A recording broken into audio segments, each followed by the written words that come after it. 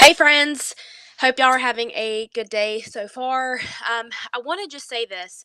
I didn't come on here perfectly prepared today. I came on here because I honestly felt led to, and I know a lot of people on my timeline right now are carrying heavy hearts.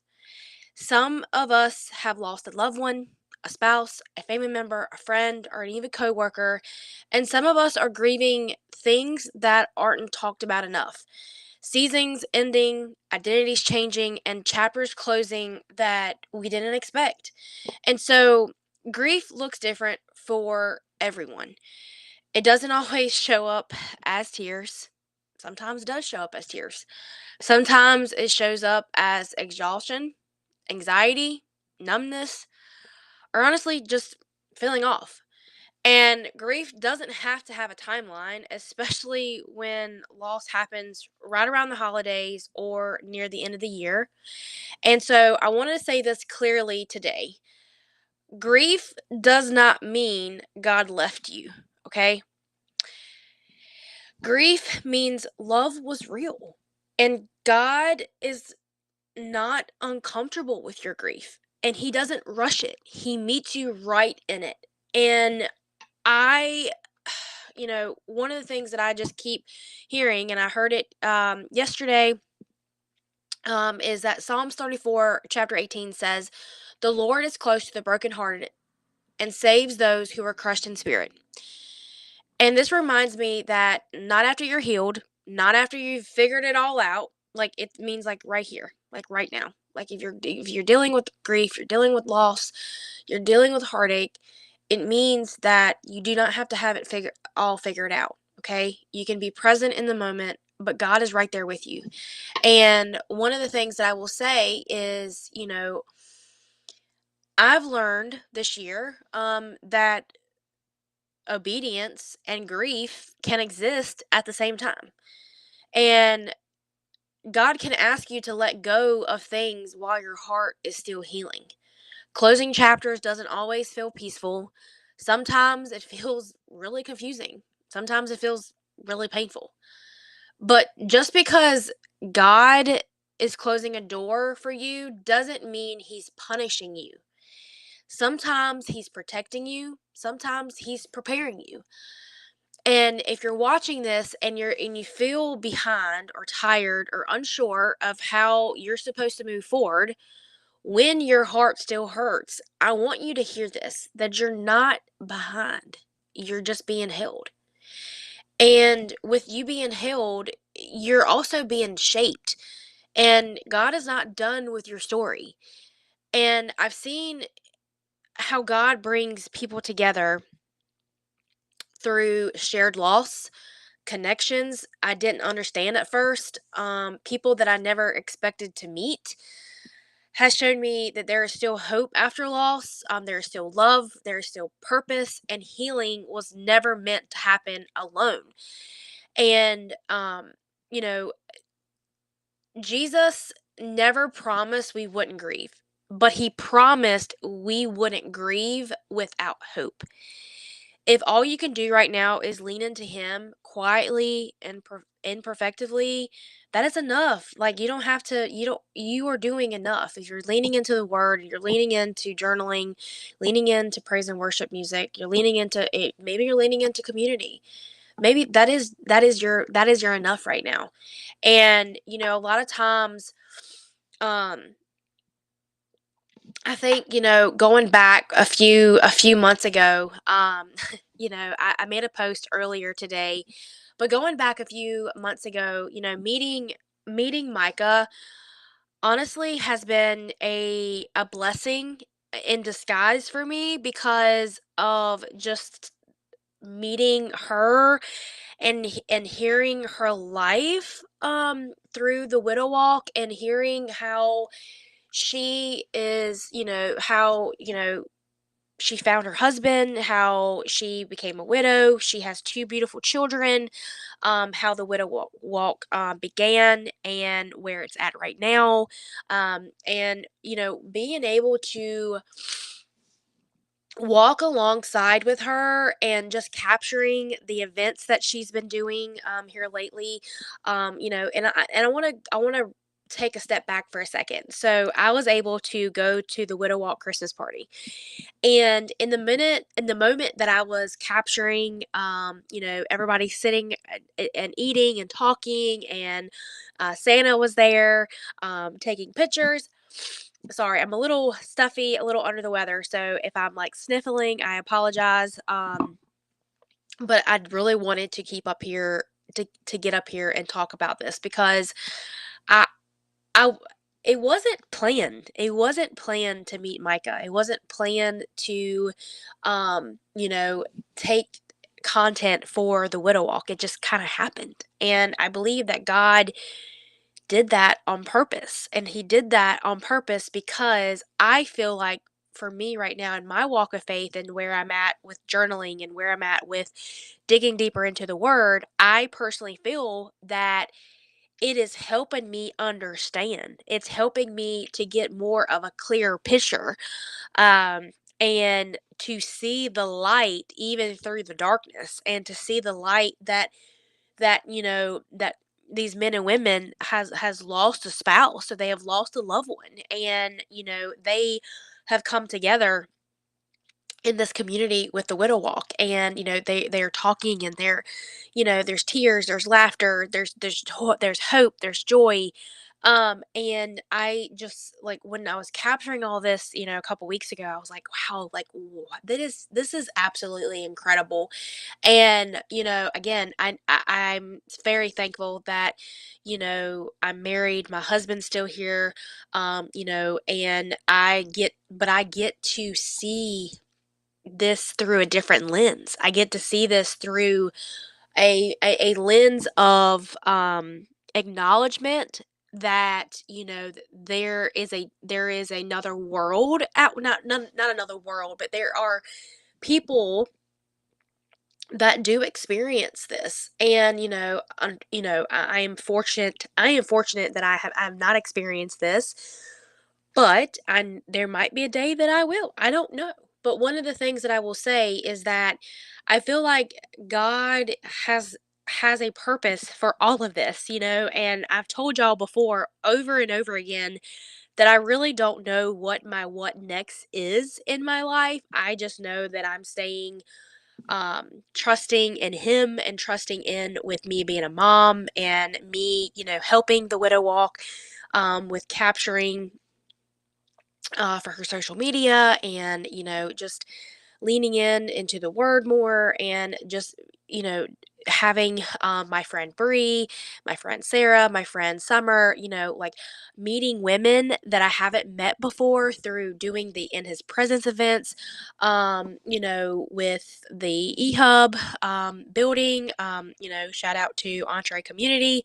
These are just things that in the last couple of months, I've literally have stepped outside the comfort zone in order to see people, and to reach community, and to reach a understanding that there is more than just these four walls here.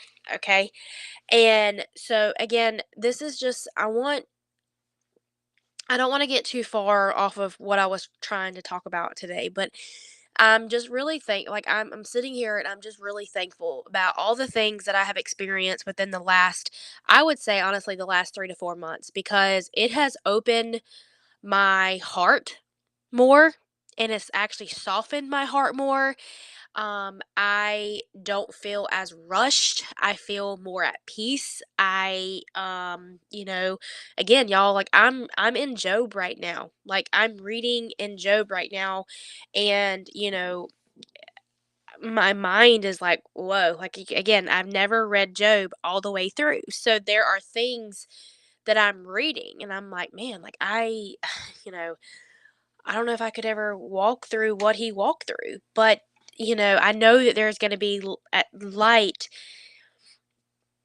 through the darkness of what he had felt, and what he saw, and what he went through. But right now, I'm in, it's almost like I'm reading a movie almost of like all the things that he's went through, and then him talking um through how he's feeling. And again, it's just truly incredible to read it. It's very interesting, and I'm thankful that I am diving deeper into the word. But I know just there is heaviness that a lot of people are feeling, especially with losing loved ones.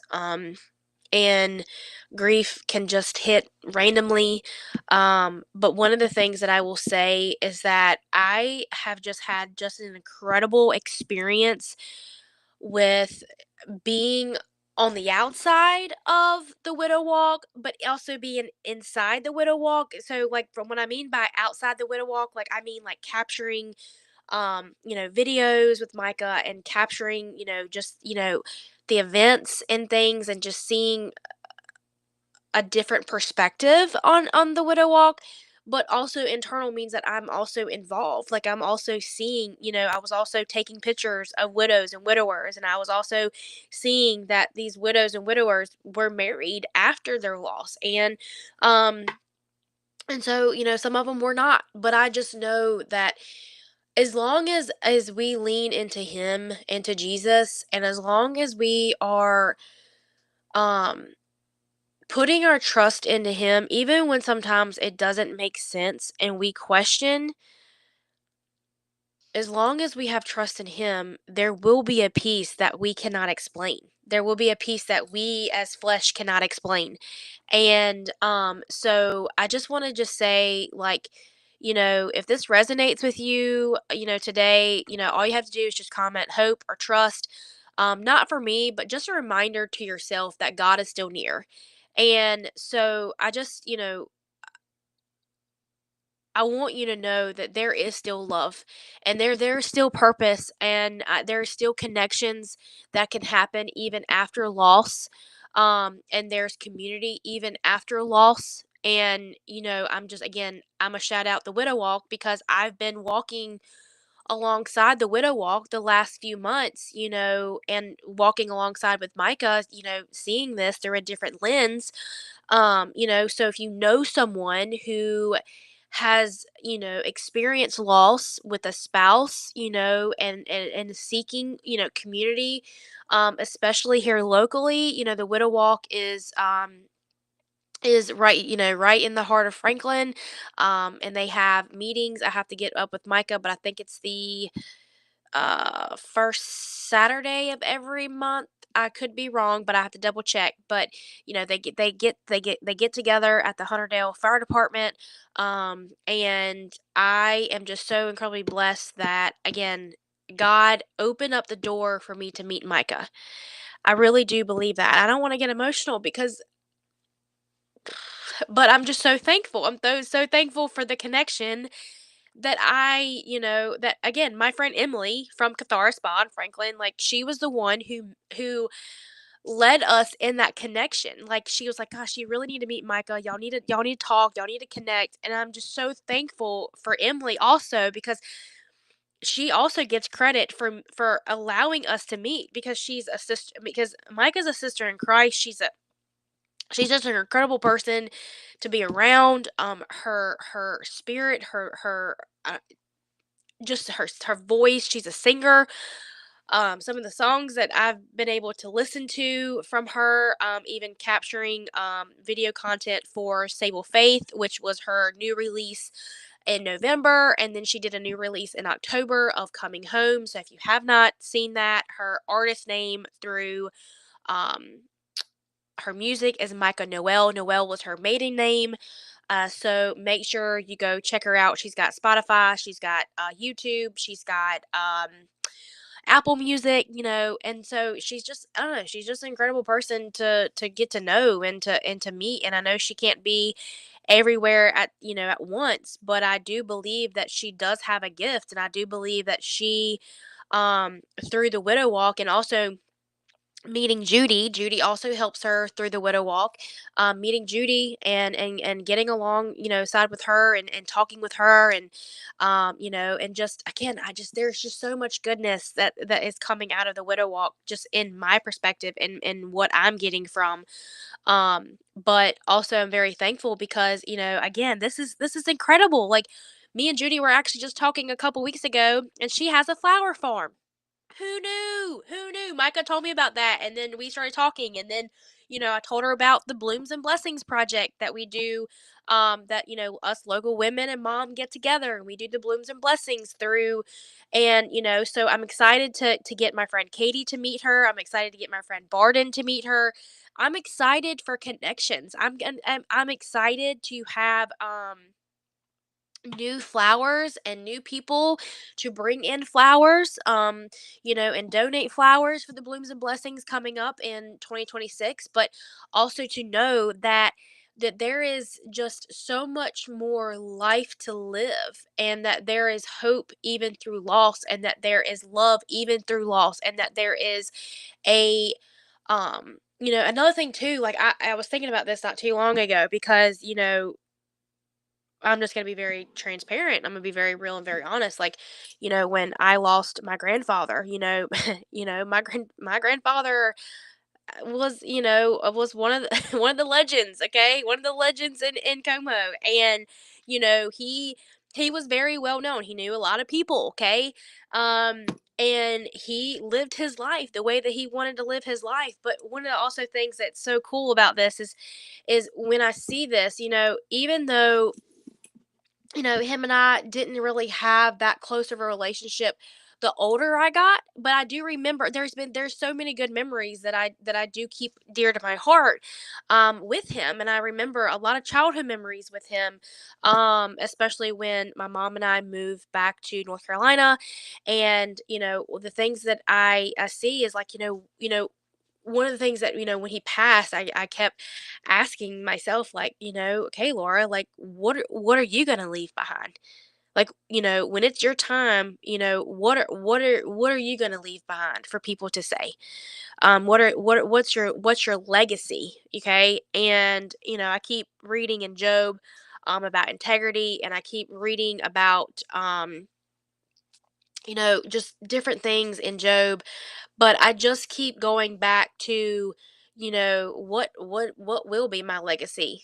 Will I even have a legacy behind my name? But I do want a legacy behind my name, whether it means that somebody just says, "Wow, she was a really good person," or "Man, she was an awesome mom," or whatever the case may be, and it's not.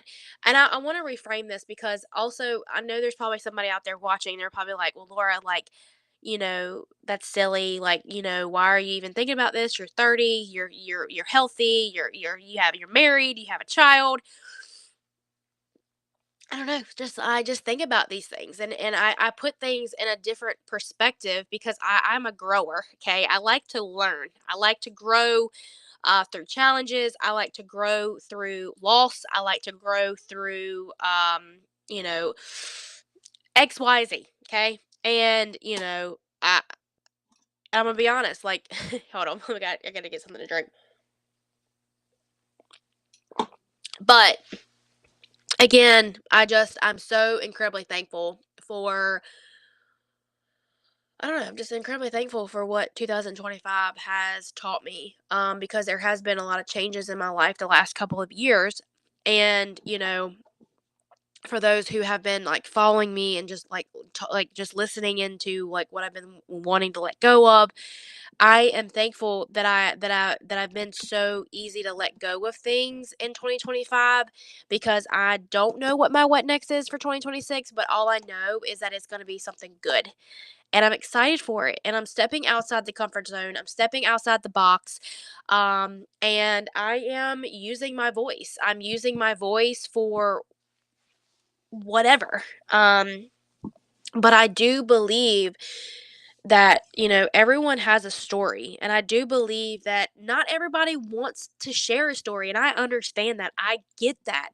but leaning into, the podcast. Okay, I'm talking about the podcast because you're going to be hearing me talk about the podcast for a long time, okay? Because that is something that I want to grow. And so the podcast, it's out. It's called the Raw and the Redeemed. And I want to get testimonies. I want to get stories. I want to get real life people. I want to get local people.